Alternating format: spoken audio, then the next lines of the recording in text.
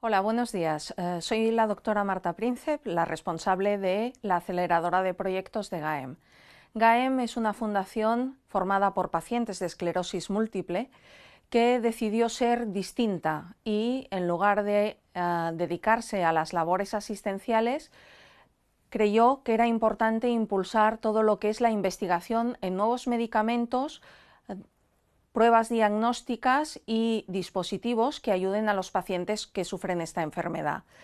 Para ello, creamos una aceleradora de proyectos. El objetivo de hoy es comentar un poco cómo se genera o se investiga un nuevo fármaco para la esclerosis, por qué se tarda tanto, por qué no hay muchos en el mercado que realmente aporten soluciones novedosas y qué hacemos en GAEM para poder ayudar a que estos proyectos lleguen lo más pronto posible a los pacientes. ¿Por qué se necesitan medicamentos para la esclerosis? La esclerosis es un ataque al sistema inmune que destruye la mielina, es decir, la vaina que recubre las neuronas. Es como el plástico que recubre los hilos de cobre en un cable eléctrico. Como está en el sistema nervioso, en el cerebro principalmente, es muy difícil de investigar y evaluar, porque el cerebro es como una caja cerrada que dificulta la investigación. La esclerosis es la segunda causa de discapacidad en adultos jóvenes tras los accidentes y es incurable. Por eso se necesitan nuevos medicamentos, porque los actuales ayudan a minimizar los síntomas, pero no frenan la enfermedad ni tampoco regeneran las neuronas destruidas. El desarrollo de un fármaco desde que se idea hasta que realmente llega al paciente es un proceso muy lento, muy caro y muy arriesgado. En este gráfico podemos ver que desde el inicio, cuando se empieza a investigar, hasta que realmente se aprueba, pueden pasar hasta 15 años y que se puede empezar por miles y miles de moléculas, desde aproximadamente unas 10.000 moléculas, para llegar a tener una sola fármaco viable. Este proceso, como pueden comprender, es muy caro porque intervienen muchos profesionales y además el hecho de investigar tantas moléculas no garantiza que al final se obtenga un medicamento viable, lo que hace que se tengan que hacer ciclos reiterativos de investigación hasta obtener un único medicamento que nos sirva para paliar síntomas o para curar la enfermedad. Este proceso hace que el desarrollo sea muy caro. Se calcula que aproximadamente el desarrollo durante estos 15 años puede llegar a costar hasta 1.000 millones de dólares o lo equivalente en euros. ¿Por qué este precio? Porque además del fármaco que realmente funciona, tiene que cubrir los costes de todos los otros fármacos previos que han fracasado.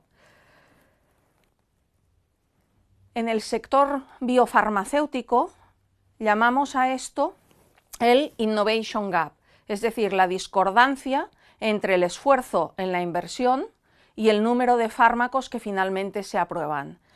En esta gráfica vemos en la línea púrpura cómo el gasto en conseguir un nuevo medicamento ha ido incrementándose a lo largo de los años y en cambio el número de moléculas que realmente se aprueban no ha variado mucho y suele ser de unos 20 o 25 nuevos medicamentos cada año. ¿Por qué esta baja cantidad de fármacos actualmente, a pesar de la gran inversión que hacen estas empresas? Hay dos tipos de factores, los intrínsecos, propios del proceso de I+D, y los extrínsecos. Los intrínsecos son debido a la complejidad de la investigación de un fármaco. Por muchos millones que pongamos y por muchos científicos que haya detrás, no hay garantía, debido a la dificultad del proceso, en conseguir un fármaco viable. Es distinto, siempre se dice, comparado con aparatos tecnológicos, que poner 100 ingenieros, 100 millones para diseñar un aparato que vuele, dará al final un resultado de un aparato que vuele o un avión. En cambio, esa misma comparación, 100 científicos y 100 millones, no tiene por qué dar un fármaco viable. Estos son los factores intrínsecos. Los factores extrínsecos que hacen que haya esta discrepancia entre la inversión y el número de medicamentos finales es debido al incremento de las regulaciones y de los requerimientos de las autoridades sanitarias. Por una parte, lógicos, ya que se pretende asegurar que el fármaco que llegue a la población sea realmente seguro. Todos recordamos casos desgraciados del inicio de la investigación de fármacos, como fue la talidomida, que creó numerosos efectos adversos en los niños recién nacidos que tenían extremidades no desarrolladas. Para evitar que vuelvan a pasar estos problemas es por lo que las autoridades regulatorias han incrementado de manera muy importante los requerimientos y las exigencias de seguridad antes de aprobar cualquier nuevo medicamento. Por ello, la industria farmacéutica y biotecnológica, cuando se compara con otras empresas o industrias altamente tecnificadas, es el tipo de industria que más invierte en investigación. En 2013, el conjunto de empresas farmacéuticas y biotecnológicas mayores en Estados Unidos y en Europa invirtieron hasta 100 billones de dólares en investigación, bastante por delante de los hardwares, automóviles o softwares. Ahora, ¿cómo se inicia un proyecto de investigación? ¿Cómo se crea? ¿De dónde aparece la idea? ¿Es una generación espontánea de un científico loco? No suele ser así. Eso podía suceder en épocas muy iniciales del siglo XX, pero no es lo que realmente ocurre en la actualidad. La investigación de un fármaco es un proyecto de muchas personas y muchos equipos, empezando desde el conocimiento que se genera en hospitales y en centros de investigación académicos a pequeñas biotech y startups que cogen un proyecto y lo hacen crecer hasta que es suficientemente interesante para que una gran farmacéutica apueste por él y acabe todo el desarrollo y realmente pueda llegar al mercado. Pero el inicio es complejo. Estamos ante un desierto y tenemos que encontrar qué mecanismos, qué vías, qué dianas pueden ser interesantes para curar una enfermedad como la esclerosis, en la que intervienen muchísimos procesos patológicos que son los que generan la enfermedad y los síntomas. Ante este desierto, el estudio de los medicamentos tiene una serie de fases que los del sector llamamos descubrimiento, preclínica, ensayos clínicos y las fases de aprobación y registro. Todo ello acompañado del desarrollo químico o biológico necesario para conseguir el potecito o la pastilla que ustedes finalmente pueden encontrar en la farmacia o en el hospital. Iremos explicando cada una de estas fases, qué implica, qué quiere decir, y para entender la complejidad de la creación de un nuevo medicamento desde esta idea inicial hasta que llegue al paciente. La fase de descubrimiento implica la fase de generación de las moléculas, de imaginarlas. En esta fase se empiezan lo que llamamos los experimentos in silico. In silico quiere decir diseños computacionales. En la parte superior izquierda de la pantalla vemos cómo un diseño computacional, cómo se intenta encajar una molécula en una diana terapéutica. Esto supone hacer miles y miles y cientos de miles de suposiciones de distintas configuraciones químicas o biológicas, cómo encajan en la llave que sería la diana a la cual intentamos modular y para que haga el efecto sobre la enfermedad. Todo eso se hace con cálculos matemáticos y un ordenador. Esto nos permite descubrir las moléculas que idealmente encajarían mejor para ser eficaces y ser seguras. Una vez hemos escogido unos miles de los cientos de miles que hemos imaginado en el ordenador, hemos escogido unos miles que nos parecen los más indicados, se empieza a hacer la síntesis química o la producción biológica para hacer los primeros ensayos. Además, es en esta fase cuando se empieza a evaluar cuáles de ellas podrán ser protegidas, patentadas, para que sean propiedad del laboratorio que las desarrolla y poder después tener los derechos de comercialización. Una vez hemos sintetizado o empezado a sintetizar los miles de moléculas, pasamos a las siguientes fases del descubrimiento, que son las pruebas in vitro, es decir, las pruebas que se hacen en pequeños viales en los cuales se evalúan tanto la eficacia, es decir, cómo se unen esas moléculas que hemos producido en el receptor que modulará la enfermedad, es decir, dónde tienen que encajar la llave con la cerradura, veremos si es eficaz, si es reproducible y si es seguro, porque además en las pruebas in vitro podemos también empezar a evaluar las primeras pruebas de seguridad en toxicología, en cómo el cuerpo lo metabolizará, si dañará al hígado, si dañará al corazón. Con todos estos datos, lo que hacemos es una selección de aquellas moléculas que, teniendo en cuenta todos estos datos, presentan un mejor equilibrio entre eficacia y seguridad. Esto es un proceso que le llamamos iterativo. Va girando desde la idea al construir las moléculas, medir, tomar datos y de estos datos revisar si podemos mejorar esas moléculas. El objetivo de toda esta fase de descubrimiento es diseñar y evaluar muchísimas moléculas, con los datos obtenidos mejorarlas, para poder descartar de manera muy rápida las que no sirvan y de esta manera, cuando decidamos seguir adelante, haber minimizado los tiempos y los costes de esta fase. Esta fase suele durar 2-3 años y costar unos 100 millones de dólares. Y todavía solo tenemos potenciales moléculas. Una vez hemos hecho esta fase de descubrimiento, seleccionamos lo que llamamos los candidatos para el desarrollo. De los miles de potenciales productos, escogemos 3 o 4 para su desarrollo.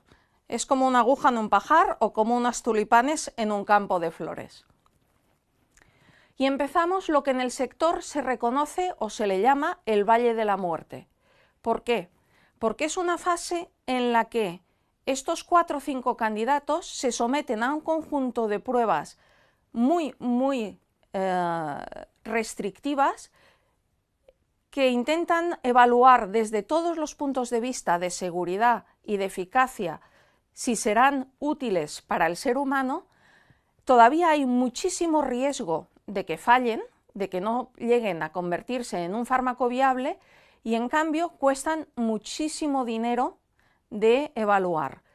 Es muy difícil que grandes farmas inviertan en esta fase y las pequeñas biotech y los grupos académicos no tienen suficiente dinero muchas veces para llevar a cabo estas pruebas. Y en esta área o en esta etapa es donde muchos proyectos caen. Por eso se le llama el Valle de la Muerte. En la etapa de desarrollo, lo que hacemos sobre todo en esos candidatos preseleccionados es hacer pruebas de eficacias en animales de laboratorio y pruebas de efectos adversos. Se usan animales de laboratorio porque no es lo mismo estudiar en un potecito unos efectos que en un organismo vivo que tiene una fisiología, que tiene una capacidad de manipular, que tiene una capacidad de absorber y de excretar ese medicamento, por lo tanto lo puede cambiar. Eso es importante y además es un requerimiento exigido por ley. Ningún fármaco se puede aprobar si no se han hecho estas pruebas de seguridad que pueden durar varios años en animales de laboratorio. Estas pruebas son pruebas de toxicología para ver si produce mutaciones, para ver si produce daños en el hígado o en otros órganos, para ver si afecta al corazón y también pruebas de eficacia, en el caso de la EM, para ver si remieliniza los nervios, para ver si para los efectos de los brotes, es decir, son pruebas muy largas y muy complejas con animales de laboratorio. La mayoría de los fármacos fallan en esta fase porque todo el proceso de absorción y excreción no es correcto, se acumulan en el cuerpo y podrían crear muchos efectos adversos. Otra parte son por temas de toxicidad, dañan a alguno de los órganos del cuerpo. Ese proceso hace que realmente cuando pasemos a la fase clínica queden muy pocos compuestos vivos. Pero antes de llegar a la fase clínica o de experimentación con humanos es necesario producir ese medicamento en unas condiciones de calidad y seguridad muy estrictas. Son entornos estériles, con personal muy cualificado y con una materia prima generalmente muy cara y difícil de obtener. A esta materia prima además se la tiene que formular. Lo quiere decir que se tiene que convertir en la pastilla que ustedes toman, en el líquido que se inyecta o en la crema que se aplican. Y además se tienen que empaquetar en esas blisters de plástico o en esos potes que ustedes compran en la farmacia. Este proceso de empaquetar también está muy regulado por la ley y es muy caro y muy difícil de hacer. Cuando ya tenemos más o menos las pruebas que dicen que el medicamento es eficaz y seguro en animales y además lo tenemos producido lo más parecido posible a cómo se administrará en el paciente, se pide permiso a las autoridades regulatorias, en España la Agencia Española del Medicamento y Productos Sanitarios, para poder empezar lo que se llaman las pruebas en humanos, los estudios clínicos. Hay 4 fases de estudios clínicos. Los primeros se hacen en voluntarios sanos, son la fase 1. Son muy pocas personas, generalmente muchas veces estudiantes de medicina o de farmacia, en los que el principal objetivo es ver que en dosis crecientes de esa molécula no producen efectos adversos graves en los humanos. Cuando se ha comprobado eso y se ha determinado la dosis máxima que puede hacer daño en humanos, se pasa a la fase 2. La fase 2 son las primeras pruebas de eficacia y se hace en un número reducido de pacientes. Lo que se evalúa, aparte de la seguridad, es ver que en los indicadores que hemos determinado, es decir, por ejemplo, en la esclerosis, que se revierte un poco el efecto en la mielina y que se para los brotes, es la fase en que determinamos si todo el proceso previo de descubrimiento y desarrollo ha sido válido y ha sido adecuado. Vemos que estos pacientes pueden responder positivamente. Una vez conseguida esta información, se pasa a lo que llamamos la fase 3. La fase 3 implica un proceso de administrar estos fármacos o en ensayo a un número muy alto de enfermos, que también son voluntarios. Estos enfermos pueden ser de 1000 a 3000, dependiendo del tipo de ensayo, y suele durar prácticamente entre 1 y 2 años, todo el ensayo de la fase 3. Esto supone, como pueden imaginar, un coste tremendo porque implica multitud de hospitales, multitud de médicos, enfermeras y personal de los laboratorios implicados en un único de estos ensayos. Una vez tenemos hecha la fase 3, se puede pasar a pedir a las autoridades regulatorias lo que se llama el registro del fármaco, es decir, que evalúen toda la información que hemos ido recogiendo para que den el permiso para comercializar. Muchas veces, tras la comercialización, se hacen lo que se llama los ensayos de fase 4. Estos ensayos permiten confirmar los datos en población que hemos obtenido en la fase 3 y además detectar posibles efectos adversos que no habían sido vistos en las fases anteriores. Es la fase que le llaman de farmacovigilancia. En el caso de los ensayos clínicos en esclerosis múltiple, actualmente hay unos 146 abiertos en todo el mundo. Esto supone un interés importante en encontrar soluciones para esta enfermedad. El que haya tantos ensayos en esclerosis múltiple no quiere decir que como pacientes podamos ir a todos.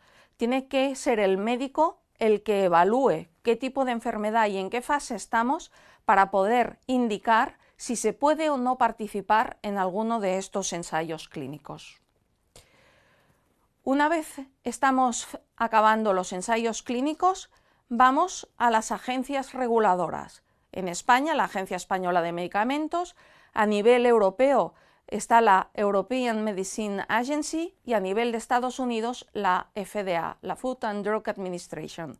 Estas agencias evalúan la documentación recogida, dan la aprobación para que se pueda comercializar, en qué condiciones se puede comercializar y muchas veces la discusión de los precios en que estos medicamentos llegarán a la sociedad.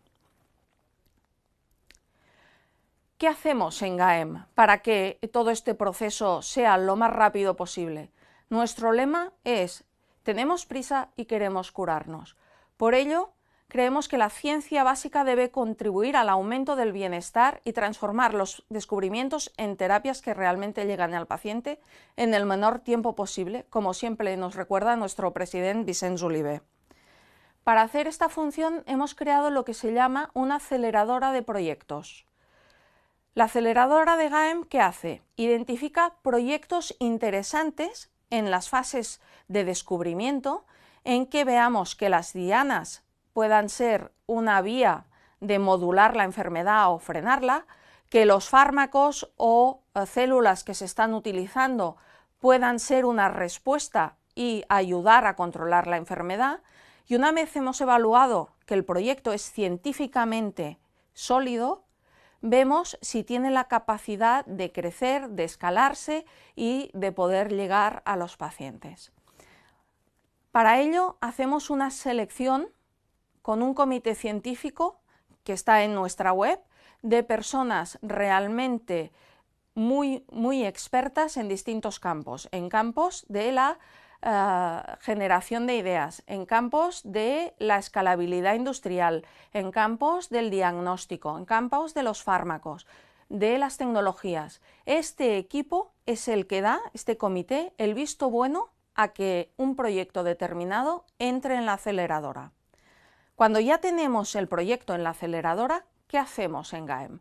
Ayudamos al equipo que lleva este proyecto a diseñar un buen plan de desarrollo para que los ensayos que se hagan sean los más adecuados para garantizar que ese proyecto avance.